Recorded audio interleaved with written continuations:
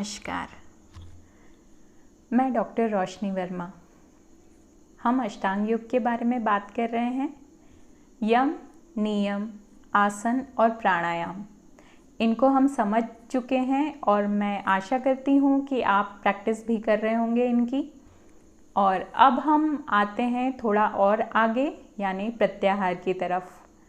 तो जो प्रत्याहार है वो यम, नियम, आसन, प्राणायाम, ये जो चार होते हैं ये शरीर को मुख्य रूप से प्रभावित करते हैं, इसलिए इनको बहिरंग योग कहा जाता है।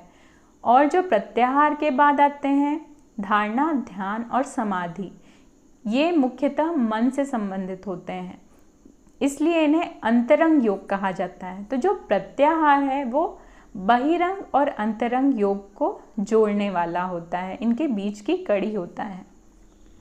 बहुत सिंपल सा है प्रत्याहार, बहुत ही छोटा सा टॉपिक है, लेकिन थोड़ा सा समझने का टॉपिक है। क्योंकि ये है कि ये टॉपिक तो छोटा है, लेकिन ऐसा होता है कि इसको समझ नहीं पाते हैं काफ़ी लोग। तो हम बात करते हैं अब प्रत्याहार की, ठीक है।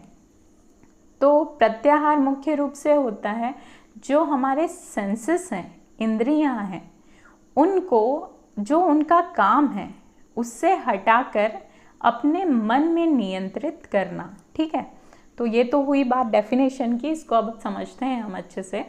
देखिए हमारे कितने सेंसेस होते हैं? 5, ठीक है। क्या क्या होते हैं? आँखें, कान, नाक, जीभ और स्किन यानी त्वचा। तो इनके काम क्या क्या हुए? आँखों का देखना, कानों का सुनना, नोज़ स्मेल के लिए, जीभ जो है टंग टेस्ट के लिए, और जो स्किन है वो सेंसेस के लिए, ठीक है। जो भी हम टच को महसूस कर पाते हैं वो स्किन के थ्रू कर पाते हैं। तो ये 5 सेंसेस हो गए। अब ये देखें कि मान लीजिए कोई मिठाई है, रसगुल्ला है बाहर रखा हुआ, अब हमने देखा, ठीक है, स्मेल भी किया। अब वैसे ही हमारे मन में इच्छा हुई कि हम इसको खा लें, है ना, होगा ही ऐसा ऑब्वियसली। ये किसी की और कोई फेवरेट मिठाई हो, वो रखी हो, तो ये हमको कैसे पता चला? आँखों से देखा, नोज़ से स्मेल किया, अपने सेंसेस के थ्रू पता चला हमको। तो इन सेंसेस को हमको इनका काम नहीं करने देना है। अगर मान लीजिए हमने आंखें बंद कर ली होती तो दिखता क्या? नहीं दिखता। और इसी तरह से स्मेल को कवर करने के लिए यह है कि हम ऐसी जगह पे होते कि ग्लासेस होते या वो कवर्ड होता, तब हम स्मेल नहीं कर पाते। तो बस यही है, ऐसी प्रोसेसेस जिससे हम जो हमारी इंद्रियां हैं या जो सेंसेस हैं उनका जो काम है उनको हम नहीं करने दे रहे हैं, और जो हमारा मन है उसके हिसाब से हम काम कर रहे हैं। जैसे कि मान लीजिए हमारे मन में ये है कि बहुत फैटी हो रहे हैं, नहीं खाना है मिठाई, लेकिन जो सेंसेस है वो तो अपना काम कर रहे हैं। अब पानी पूरी देख रहे हैं, रसगुल्ला देख रहे हैं, कुछ भी देख रहे हैं, तो मन तो कर रहा है खाने के लिए, लेकिन हम इन चीज़ों को अपने सेंसेस को करने ही नहीं दे रहे हैं। मन पे उनको ये कर रहे हैं कि हमारा जो मन है या जो हमने सोच रखा है उसके अकॉर्डिंग हम अपने सेंसेस को कंट्रोल कर रहे हैं, ना कि सेंसेस के हिसाब से अपने मन को काम करने दे रहे हैं। तो ये जो प्रोसेस है यही प्रत्याहार कहलाती है।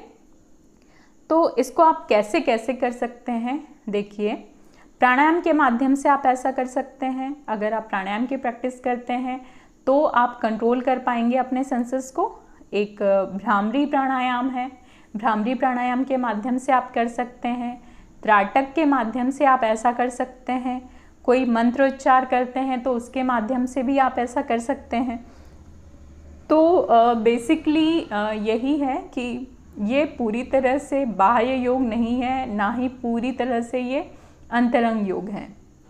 ये है कि अगर आप प्रत्याहार करते हैं तो इसके बाद ही जो हम मेडिटेशन की ओर बात करते हैं जाने की, तो इसके लिए जो पहली कड़ी समझ लीजिए कि अब अंतरंग योग में हम प्रवेश करेंगे। अभी तक तो हम बहिरंग योग की ही बात कर रहे थे। तो वो जो कड़ी है वो है प्रत्याहार। थोड़ा सा कंसंट्रेशन समझ लीजिए, थोड़ा सा कंट्रोल समझ लीजिए। तो इसी का जो कॉम्बिनेशन है वो है प्रत्याहार।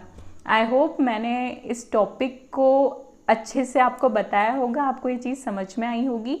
और अगर आपको ये वीडियो पसंद आया है तो वीडियो को लाइक और चैनल को सब्सक्राइब करना ना भूलें। Thank you.